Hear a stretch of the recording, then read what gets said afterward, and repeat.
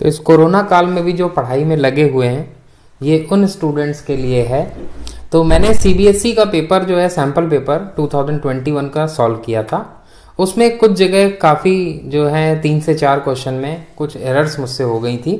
तो उन मिस्टेक्स को यहाँ पर मैं आपको जस्टिफाई करूँगा, बिकॉज बहुत लोगों के कमेंट मैंने रिसीव किए हैं जिन कमेंट में सबने यही कहा कि ये क्वेश्चन आपने नहीं कराया है या कोई क्वेश्चन जो है वो आपने गलत कराया है। तो उसको लेकर मैं ये वीडियो बना रहा हूँ। तो इन सभी क्वेश्चंस को आप ध्यान से देख लीजिए, और कोई भी कॉन्सेप्ट अगर आपको नहीं समझ में आता, स्टिल इसी सैम्पल पेपर के और भी बहुत सारे वीडियोस पॉसिबल हैं। तो जहां भी आपको जिस भी क्वेश्चन में कॉन्सेप्चुअल या फिर आंसर के हिसाब से अगर कोई भी प्रॉब्लम आती है तो मुझे कमेंट जरूर करें, मैं आपकी उस बात का रिप्लाई जरूर करूंगा।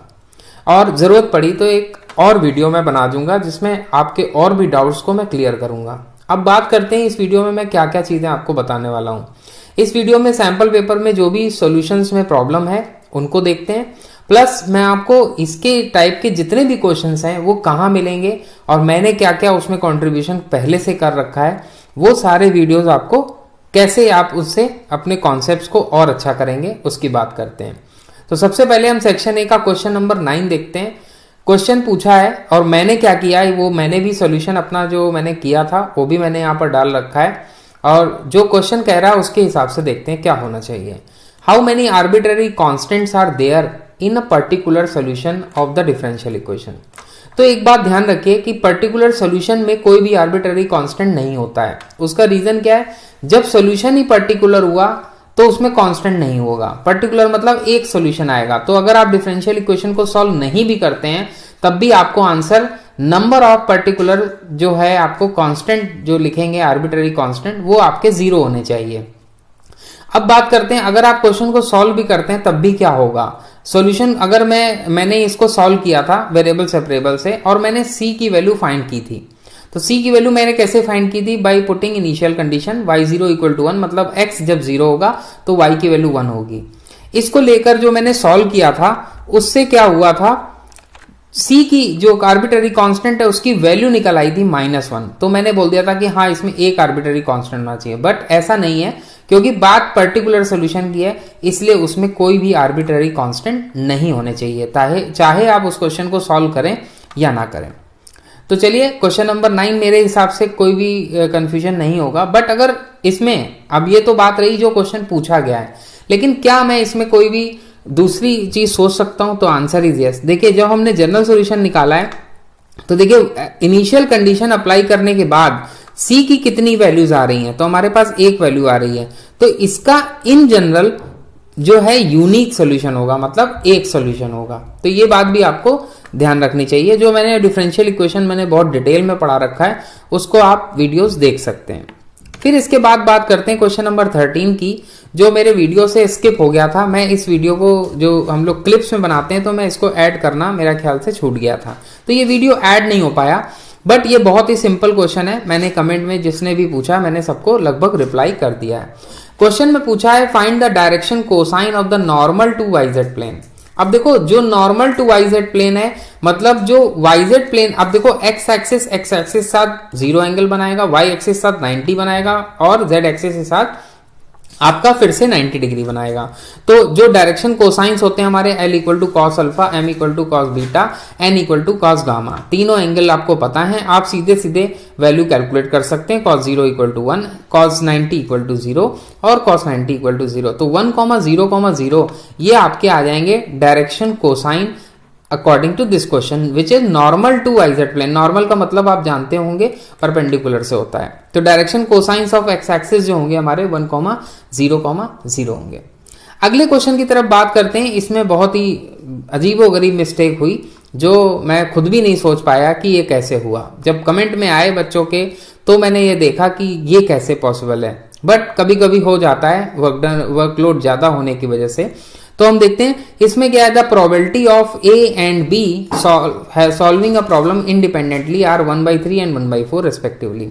If both of them try to solve the problem independently, what is the probability that the problem is solve. अब देखिए प्रॉब्लम सॉल्व हो गई तो उसमें मैंने ये कॉन्सेप्ट आपको बताया है, आपने बेहतरीन समझ लिया होगा। तो सीधे सीधे मैं आपको यहां बताता हूं कि मिस्टेक्स क्या हुई। देखिए प्रोबेबिलिटी ए की प्रोबेबिलिटी बी की दी थी 1/3 एंड 1/4। मैंने यहाँ क्या किया है 1/2 और 1/3 लगा दिया है। तो बस इसमें यही एरर है। बाकी जिन्होंने मुझे कमेंट किया है आंसर इसका जो होगा वो 1/2 होगा, तो मैंने उसमें बताया कि 1/2 इज द करेक्ट आंसर। तो आप इसको सॉल्व कर सकते हैं by simply putting probability A and probability B. अच्छा, इसमें खास ध्यान देने वाली बात क्या है कि जब इंडिपेंडेंट इवेंट होते हैं तो उसकी कंडीशन होती है कि P A intersection B equal to P A into P B हो जाता है। तो इसलिए ये प्रोडक्ट हो जाएगा प्रोबेबिलिटीज का। तो यहाँ पर जो वैल्यू आ जाएगी 1/3 इंटू 1/4 आ जाएगी, तो 1/12 आ जाएगा, और यहाँ 1/3 आ जाएगा, और इस जगह पर 1/4 आ जाएगा, यहाँ 1/3। इसको सॉल्व करेंगे आंसर आपका 1/2 आ जाएगा। तो ये हो गया क्वेश्चन नंबर 15। फिर इसके बाद बात करते हैं क्वेश्चन नंबर 16 की, जिसमें मुझसे बहुत ही अजीबोगरीब मिस्टेक हुई है। तो प्रोबेबिलिटी में देखिए क्या होता है। प्रोबेबिलिटी में अब मेरी मिस्टेक से आपको ये सीख जाना चाहिए कि प्रोबेबिलिटी में सबसे ज्यादा जो इंपॉर्टेंस है वो लैंग्वेज का है। उस लैंग्वेज में ही जो है कंफ्यूजन होता है और क्वेश्चन का आंसर हमसे गलत निकल जाता है। तो देखिए फिर से समझ लेते हैं इस प्रॉपरली इस क्वेश्चन को। The probability that it will rain on any particular day is 50%। तो 50% चांसेस है, तो रेन होने के 50% हुए, तो प्रोबेबिलिटी 1/2 ही, क्योंकि सिर्फ दो ही चॉइस हैं। और प्रोबेबिलिटी नॉट रेन मतलब नॉट हैपनिंग का प्रोबेबिलिटी हम कैसे कैलकुलेट करते हैं 1 - 1/2 विच इज इक्वल टू 1/2। ठीक है, तो प्रोबेबिलिटी नॉट जब बारिश नहीं होगी तब की प्रोबेबिलिटी और जब बारिश होगी तब की प्रोबेबिलिटी दोनों की 1/2 हुई। वो पूछ रहा है कि find the probability that it rains only on the first 4 days of the week. जो मैंने कॉन्सेप्ट बताया है, अगर यहां पर फर्स्ट नहीं होता तो वो कॉन्सेप्ट अप्लीकेबल होता, तब हम कॉम्बिनेशन यूज करते 7C4, तब हमें कोई भी 4 दिन सेलेक्ट करने थे। बट यहां पर फर्स्ट 4 days बताया है, तो देखिए उस केस में क्या करेंगे। अगर हम 7 दिन का लगाएं the probability that it rains first 4 days, तो देखिए क्या हो जाएगा। पहले दिन बारिश हुई, दूसरे दिन हुई, तीसरे दिन हुई, चौथे दिन हुई, 5वें दिन नहीं होगी, छठे दिन नहीं होगी, 7वें दिन नहीं होगी। तो 1/2 1/2 1/2 1/2 4 बार आएगा, तो उसमें पावर 4 आ गई।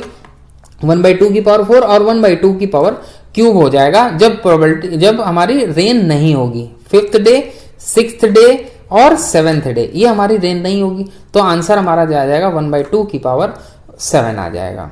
तो ये एक बहुत ही इंपॉर्टेंट क्वेश्चन था और 1 नंबर में इससे बेहतर क्वेश्चन प्रोबेबिलिटी पे हो नहीं सकता जो कि डिफिकल्ट हो। आसान क्वेश्चन तो बहुत बन जाएंगे। फिर इसके बाद बात करते हैं क्वेश्चन नंबर 19 की, जिसमें मैंने जो कमेंट रिसीव किए उसमें ज्यादातर बच्चों ने ये कहा कि इस तरह के क्वेश्चन जो है आउट ऑफ सिलेबस हैं, जबकि ऐसा नहीं है। ऐसा इसलिए नहीं है, अगर आपकी एक्सरसाइज जो इनवर्स ट्रिग्नोमेट्रिक फंक्शन जो चैप्टर है, अगर उस एक्सरसाइज से इस तरह के क्वेश्चन कटवा भी दिए हों, फिर भी आपको इस तरह के क्वेश्चन सीखने चाहिए। उसका रीजन मैं आपको बताता हूं कि अगर मान लो क्वेश्चन में पूछा जाता कि d/dx differentiate the following function, मान लो इस फंक्शन को आपको डिफरेंशिएट करना होता, तो क्या आप इस क्वेश्चन को नहीं करते हैं? Differentiation of inverse trigonometric function आपके कोर्स में, तब आपको डिफरेंशिएट करना पड़ता। तो आप ये मत सोचिए कि जो क्या है, अगर कोई टॉपिक हट भी गया है तो क्या उसका एप्लीकेशन किसी दूसरे चैप्टर में तो नहीं हो रहा है। अगर हो रहा है तो ध्यान रखना कि वो क्वेश्चन आपके कोर्स में है, और सीबीएसई इस बात की कोई भी आपकी इंक्वायरी को नहीं सुनेगा। तो इसलिए ध्यान रखिए कि अगर इसको डिफरेंशिएट करना हो तो आप कैसे करते हैं। तब तो आप सेम रूल लगाते, cos x को ब्रेक करते, sin x को ब्रेक करते, ऐसे ब्रेक करते कि अंदर tan आ जाता, ताकि हम फॉर्मूला यूज कर पाते tan inverse of tan theta equal to theta. बस सिंपल सी बात यही है। तो ये question out of the syllabus नहीं है, तो इसको ध्यान रखना, इस तरह के क्वेश्चन को जरूर सॉल्व करना। अब बात करते हैं क्वेश्चन नंबर 32। तो इसमें मैं आपके कमेंट के भी आंसर कर रहा हूं। इस तरह के क्वेश्चन कैसे होंगे ये मुझसे बहुत सारे स्टूडेंट ने पूछा हुआ है, कमेंट के थ्रू, व्हाट्सएप के थ्रू बहुत सारी रिक्वेस्ट आई है कि इस तरह के क्वेश्चन हम कैसे करेंगे, क्योंकि ये क्वेश्चन ऐसा है जो इंक्रीजिंग डिक्रीजिंग का बहुत ही अच्छा क्वेश्चन है। तो इसके लिए मैं आपको कम से कम 3 से 4 वीडियोस के लिंक इसी के डिस्क्रिप्शन बॉक्स में आप देखेगा, और आप इस टॉपिक को बहुत अच्छी तरह सीख सकते हैं, बहुत आसानी से सीख सकते हैं। बस आपको थोड़ा सा ट्रिग्नोमेट्री का बेसिक कॉन्सेप्ट क्लियर होना चाहिए। अगर नहीं है फिर भी आप मेरे वीडियो वो वाले देखेंगे तो आपको ये समझ में आ जाएगा इस तरह के क्वेश्चन को कैसे हैंडल करना है। और फिर भी उनमें कोई प्रॉब्लम होती है फिर आप कमेंट कर सकते हैं, तो मैं उस पर भी वीडियो बना दूंगा। फिर इसके बाद बात करते हैं जिसमें 38, इस क्वेश्चन में भी मुझसे बड़ी अजीबोगरीब मिस्टेक्स हुई हैं। जनरली मेरे वीडियोस में आपको कोई भी गलती नहीं मिलेगी, और अगर मिलती है तो वो बहुत ही छोटी एरर होती हैं। बट इस सैम्पल पेपर को सॉल्व करने में लगता है मैं कुछ थोड़ा सा जल्दी में था, क्योंकि टाइम कम था, तो मुझे लगता है कई जगह मिस्टेक्स हुई। बट द कॉन्सेप्ट, जो भी मैंने आपको कॉन्सेप्ट इसमें बताए हैं वो ऑलमोस्ट एक्यूरेट हैं, कहीं भी कोई प्रॉब्लम नहीं है, सिवाय और जिनमें थी प्रॉब्लम वो मैंने इस वीडियो में आपको डिस्कस किया हुआ है। तो इसमें मैं बात करता हूं कि जैसे मैक्सिमाइज z जो है ना 3x + y फंक्शन है, सब कुछ करेक्ट है, रीजन करेक्ट है, पॉइंट्स करेक्ट हैं, बस यहां पर जो मैंने मैक्सिमाइज z की मैंने जो वैल्यू ली है वो x + 2y ले ली है। तो ये जो गलती है, मेरे देखने में गलती हो गई। तो ये जो सॉल्यूशन है, मैंने देखिए ये सॉल्यूशन मैंने वहां से निकाला है, जो मार्किंग स्कीम आई थी, तो उसमें z का फंक्शन जो है वो आपका 3x + y है। तो जैसे ही आप इसको लोगे, कॉर्नर पॉइंट्स जो मैंने निकाले हैं वही आप सब्स्टिट्यूट करोगे, you will get the right answer. तो ये सारी मिस्टेक्स की बात हुई जो मैंने आपसे शेयर की, और जहां भी गलतियां थी तो वो ये वीडियो मैंने बस इसलिए बनाया ताकि आपके सारे कॉन्सेप्ट जो हैं वो आप गलत ना सीखें। तो इस वीडियो को ध्यान से आप समझ लीजिए, जितने भी मैंने क्वेश्चन आपको इसमें डिस्कस किए हैं।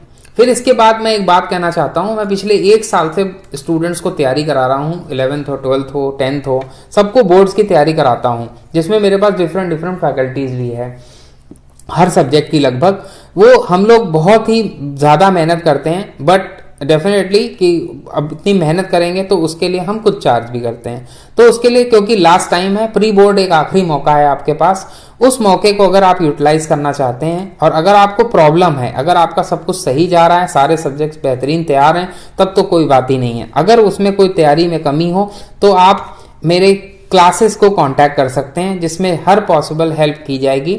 बट ये पेड क्लासेस हैं, जिसमें हम लोग क्लास 10th का ऑल सब्जेक्ट्स को तैयारी कराते हैं, कोई भी सब्जेक्ट आपको पढ़ना हो। क्लास 12th में हम लोग मैथ्स, इकोनॉमिक्स, आईपी और बिजनेस स्टडीज, ये 4-5 सब्जेक्ट्स हम लोग डील करते हैं, जिसमें हर फैकल्टी हमारे पास इसकी ट्रेन फैकल्टी है। और इस कॉन्टैक्ट नंबर पे आप कॉल कर सकते हैं और इसके बारे में इंफॉर्मेशन ले सकते हैं कि किस तरह से हम लोग क्रैश कोर्स चलाते हैं, जिसमें क्या क्या चीज़ें आपको प्रोवाइड करेंगे, कैसे आपका कोर्स खत्म कराएंगे, शॉर्ट पीरियड ऑफ टाइम में कैसे सबके टेस्ट होंगे। तो आप इन सारी चीज़ों को ध्यान में रख सकते हैं और आगे बढ़ सकते हैं। तो ये हुआ हमारा सैम्पल पेपर पे जितने भी क्वेश्चन थे उनके सबके करेक्शन। तो तैयारी करते रहिए। Best of luck CBSE exam के लिए। Thank you very much.